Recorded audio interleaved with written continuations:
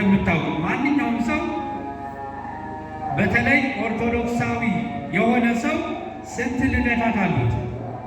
ስንት ጊዜ እንወለዳለን? ኧረ በማርያም ስንት ጊዜ እንወለዳለን? ክርስቶስ ስንት ጊዜ ተወለደ? መቼ መቼ? ሁለት ጊዜ። መዘምራን አላችሁ አይደለ? ተናገሩ። ስንት ጊዜ ተወለደ? መቼ? ቅድመ ዓለም ከአብ ያለ እናት። አሁን ልደትን ስናከብር እኛ በሰብሰውኛ ነው የምንመለከተው ብዙዎቻችን ይመስለኛል። ነገር ግን በሰብሰውኛው ሚስጥር የክርስቶስን ልደት ልንረዳ አንችልም። ክርስቶስ ቅድመ ዓለም ወይም ደግሞ ዓለም ከመፈጠሩ በፊት ያለ እናት የተወለደ አለ? እዚህ ውስጥ ያለ እናት የተወለደ አለ? እናት የሌለው ልጅ አለ? የለም። ነገር ግን ክርስቶስ ሲወለድ ያለ እናት ነው።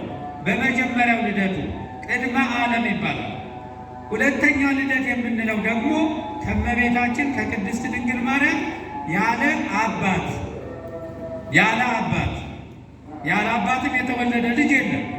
አሁን የክርስቶስን ልደት ከእኛ ልደት ወይም ደግሞ ከሰው ልደት በጣም ለየት የሚያደርገው ረቂቅ የሚያደርገው ይሄ ነው።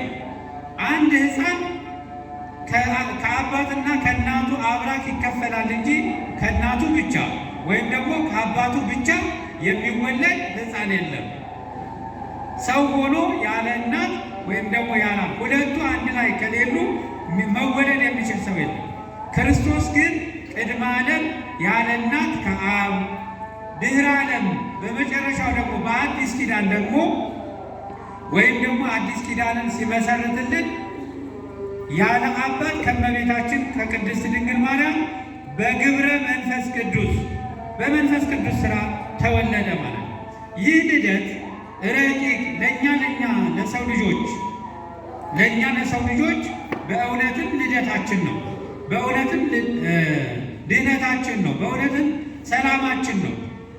በእውነትም የእኛ የዲያብሎስ ሥራ የፈረሰበት ነው ለእኛ። በዚህ ልደት ዘመኑ ለሁለት ተከፍሏል። ታውቃላችሁ፣ ሁልጊዜ በትምህርት ቤት ስንማር ምን ብለን ነው የምናም? ዓመተ ዓለምና ዓመተ ኧረ በማርያም በቃ የተኛችሁ ተነሱ። የተኛችሁ እኔ ጥያቄና መልስ ነው ማስተማር የምወደው። ተማሪ ደግሞ ትምህርት ቤት ገብቶ ካልመለሰ ተኝቷል ማለት ነው፣ ወይ ወንበር ስር ገብቷል ማለት ነው።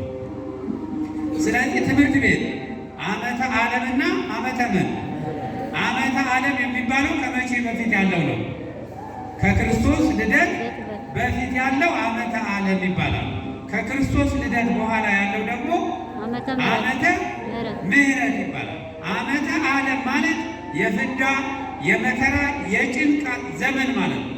ምክንያቱም ሰው የእግዚአብሔርን ሕግ አፍርሶ በጭንቅ በመከራ የሚኖርበት ልጅነት ተወስዶበት ክብሩ ተወስዶበት ከገነት ወጥቶ ተባሮ በመከራ የነበረበት ዘመን ማለት ነው ዓመተ ዓለም ማለት። ከዚያ በኋላ ነው ክርስቶስ በሥጋ ተገልጦ የምሕረት ዓመት፣ የይቅርታ ዓመት፣ የሰላም ዓመት፣ የብርሃን ዓመት አድርጎ ዓመተ ምሕረት ብሎ ቀይሩልን እና የክርስቶስ ልደት ዓመቱን ዘመኑን ለሁለት የከፈለ ልደት ነው። ለሁለት የከፈለ ልደት እና የዲያብሎስ ሥራ የፈረሰው በመስቀል ላይ ብቻ አይደለም፣ ወይም ደግሞ ክርስቶስ መስቀል ላይ ሲወጣ ሳይሆን ገና ክርስቶስ ሲወለድ የዲያብሎስ ሥራ መፍረስ ጀመረ። ምክንያቱም ተለያይተው የነበሩ ሰማይና ምድር፣ ተለያይተው የነበሩ ሰውና መላእክት፣ ተለያይተው የነበሩ ሰውና እግዚአብሔር የታረቁበት አንድ የሆኑበት አንድ ላይ ስብሐት ለእግዚአብሔር በሰማያት ወሰላም በምድር ስምረቱ ለሰብእ። እስኪ አንድ ጊዜ ስብሐት ለእግዚአብሔር ብላችሁ ዘምሩት። እስኪ አንድ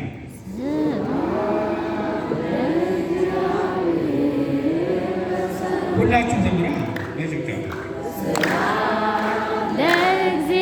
ለእግዚአብሔር በሰማያት በሰላም በምድር ስምረቱ ለሰብእ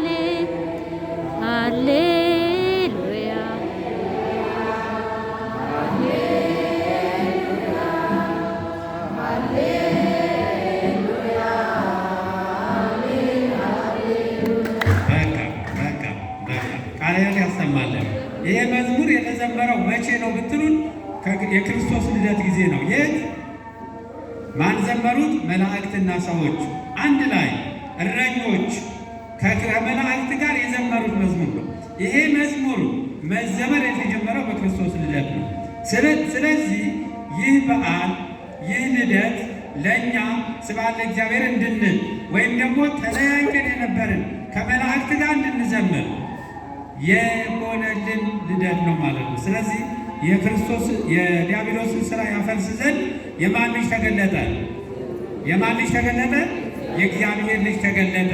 የት ነው የተወለደው? ክርስቶስ የተወለደው በከብቶች በረት ነው። ከዚህ ምን እንማራለን? ትህትና፣ ራስን ዝቅ ማድረግን እንማራለን ማለት ነው። አለበለዚያ ትዕቢት ካለ ከባድ ነው። ትዕቢት ካለ ከባድ ነው። ትህትናን እንማራለን። በረት የተወለደ አለ? በረት የተወለደ የለም። በረት ታውቃላችሁ፣ ያው የከብቶች ማደሪያ ነው።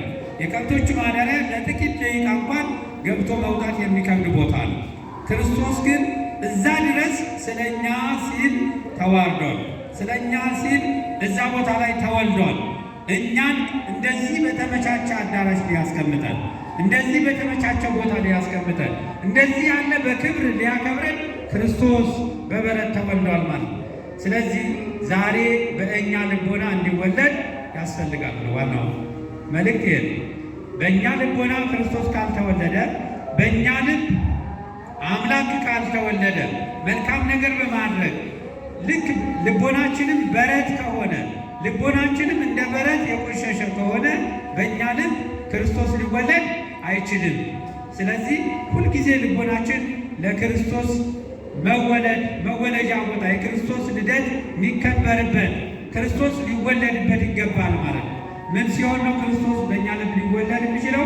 ንስሐ ስንገባ፣ ቅዱስ ሥጋውን ክቡር ደሙን ስንቀበል፣ ስናስቀድስ፣ ስንጾም፣ ስንጸልይ፣ ስንዘምር፣ በቃ በሃይማኖታችን የሚጠበቅብንን መልካም ነገር ስናደርግ ክርስቶስ በእኛ ልቦና ይወለዳል ማለት ነው። ወደ እኛ ልብ ይመጣል ማለት ነው። ያኔ በበረት ተወለደ፣ አሁን በእኛ ልቦና እንዲወለድ ነው። ሁልጊዜ በየዓመቱ ገናም ስናከብር አደራችሁ አደራ ምላችሁ ከታሪኩ ባለፈ ወይም ደግሞ ከምናከብረው ከመብል